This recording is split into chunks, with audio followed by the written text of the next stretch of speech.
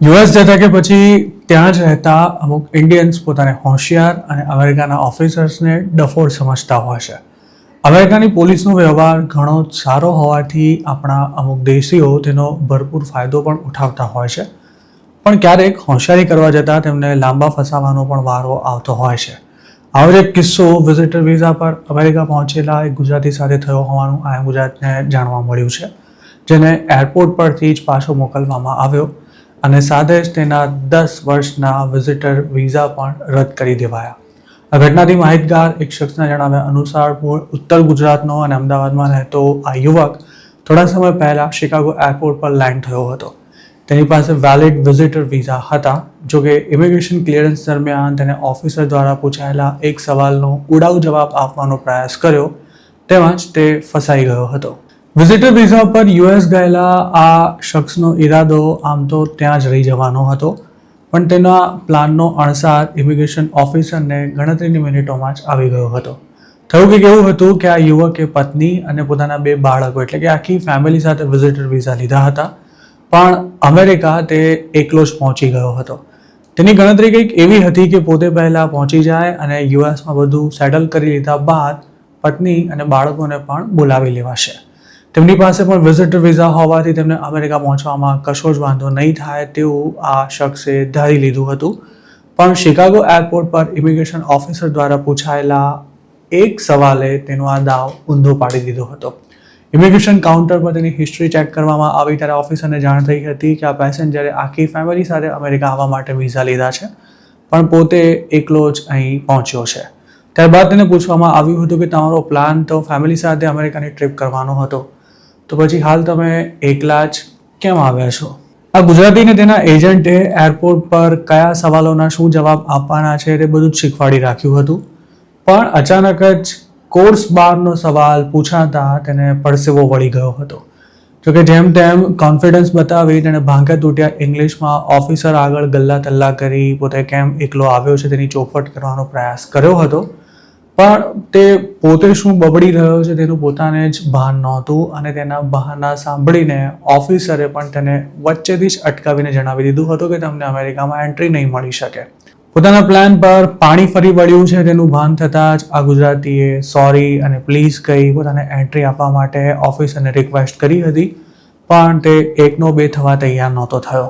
તેને તે જ વખતે એરપોર્ટ પર અટકાયતમાં લઈ લેવાયો હતો અને એક રૂમમાં બેસાડી બીજા જ દિવસની ફ્લાઇટમાં ઇન્ડિયા પાછો મોકલી દેવામાં આવ્યો હતો અને સાથે જ તેના વિઝા પણ રિવોક કરી દેવાયા હતા. ઇન્ડિયા પાછા આવ્યા બાદ આ ગુજરાતીએ ફરી અમેરિકાના વિઝા લેવા માટે નસીબ અજમાવ્યું હતું, પણ હજુ સુધી તેને સફળતા નથી મળી શકી અને કદાચ મળવાની પણ નથી.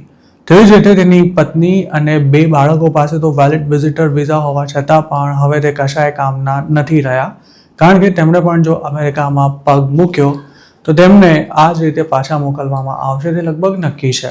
વિઝિટર વિઝા મળી જાય તેનો મતલબ એવો નથી થતો કે અમેરિકામાં એન્ટ્રી મળી જ જશે.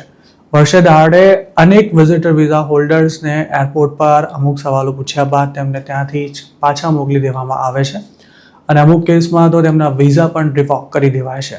જેમની સામે કાર્યવાહી થાય તેમને ભવિષ્યમાં યુએસ જવાનો ચાન્સ મળવો પણ ખૂબ જ મુશ્કેલ બની રહે છે. વિઝિટર વિઝા માટે અપ્લાય કરતા લોકોને પોતે અમેરિકા ક્યારે જવાના છે, કેટલા દિવસ માટે જવાના છે, ત્યાં કઈ જગ્યાની મુલાકાત લેવાના છે અને કોણ સાથે જવાનું છે તેવી તમામ વિગતો તેમજ હોટેલ બુકિંગ્સની માહિતી પણ આપવી પડતી હોય છે. તેના માટે જે પ્લાન શેર કરવામાં આવ્યો હોય તેની તમામ ડિટેલ્સ વિઝા ઓફિસર સિસ્ટમમાં અપડેટ કરતો હોય છે. યુએસ લેન્ડ થયા બાદ ઇમિગ્રેશન ક્લિયરન્સ દરમિયાન જે પૂછપરછ કરવામાં આવે છે તેનો હેતુ પણ વિઝા લેવા માટે જણાવાયેલો પ્લાન અને અમેરિકામાં પૂછાયેલા સવાલોના જવાબમાં અપાયેલી વિગતો એકબીજા સાથે મેળ ખાય છે કે નહીં તે સુનિશ્ચિત કરવાનો હોય છે. જો અમેરિકા પહોંચ્યા બાદ કંઈક અલગ જ કહાની જણાવો તો એન્ટ્રી ના મળવાના ચાન્સ વધી જાય છે. હવે તો જો કોઈ અલગ એરપોર્ટ પર લેન્ડ થયું હોય તો પણ તેને શંકાની નજરથી જોવામાં આવે છે. એવું નથી કે માત્ર વિઝિટર વિઝા હોલ્ડર સાથે જ આવું થાય છે. સ્ટુડન્ટ કે પછી H1B પર યુએસ લેન્ડ થયેલા લોકોને પણ હવે આકરી સ્ક્રુટિનીનો સામનો કરવો પડી રહ્યો છે, જેમાં સ્ટુડન્ટ્સના કેસમાં તેમના બેંક બેલેન્સ, જે કોલેજમાં એડમિશન લીધું હોય તેની વિગતો અમેરિકામાં ક્યાં રોકાવાનું છે તેમજ શું ભણવાનું છે તેની તમામ માહિતી આપવાની રહેતી હોય છે. અત્યાર સુધી લોકો બેંક બેલેન્સના ફેક સર્ટિફિકેટ બનાવડાવીને સ્ટુડન્ટ વિઝા લઈ લેતા હતા, પણ હવે તો યુએસમાં એરપોર્ટ પર તેમનું બેંક બેલેન્સ પણ ઓનલાઈન ચેક કરવામાં આવે છે અને સાથે જ ઈમેલ, મેસેજીસ, વોટ્સએપ અને ફોટો ગેલેરી પણ ચેક થાય છે. તેમાંથી જો કંઈ શંકાસ્પદ મળી આવે તો પણ પ્રોબ્લેમ થઈ શકે છે.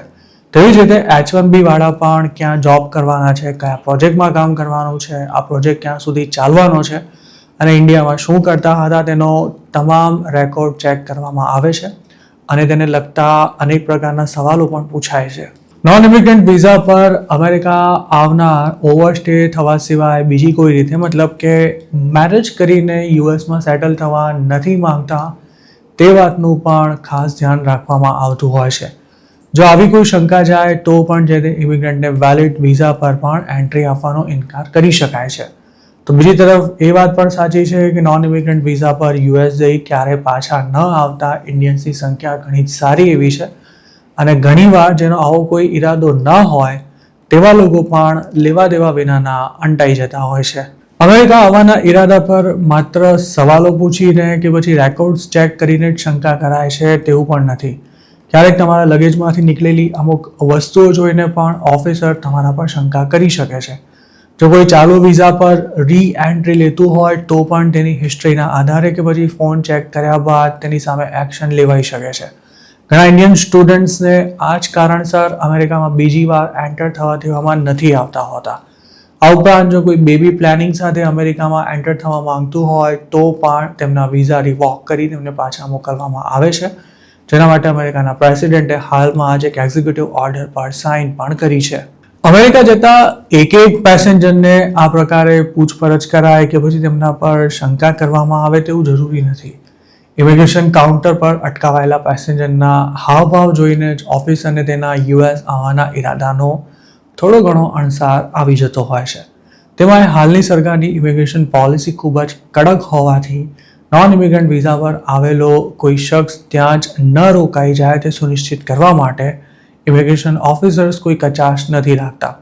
જોકે જેમનો અમેરિકા જવાનો ઈરાદો એકદમ જેન્યુઇન છે અને જેમણે વિઝા લેવા માટે કોઈ બીજા દાવપેચ નથી ખેલ્યા તેમને કોઈ જ પ્રકારની ચિંતા કરવાની જરૂર નથી રહેતી.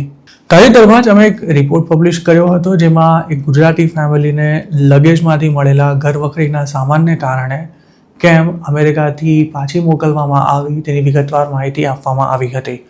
આ વિડીયો પબ્લિશ થયા બાદ આવા અન્ય કિસ્સા પણ અમારા વ્યુઅર્સ અમારી સાથે શેર કરી રહ્યા છે. આજનો આ કિસ્સો પણ હાલ યુએસમાં રહેતા એક દર્શકે અમને જણાવ્યો છે. જો આપ પણ અમારી સાથે આવી કોઈ માહિતી શેર કરવા માંગતા હો તો હાલ સ્ક્રીન પર દેખાયેલા વોટ્સએપ નંબર પર અમને મેસેજ કરી શકો છો. આપની તેમજ જેમને અમેરિકાથી અલગ અલગ કારણોસર પાછા મોકલાયા છે તેમની ઓળખ પણ અમે જાહેર નહીં કરીએ.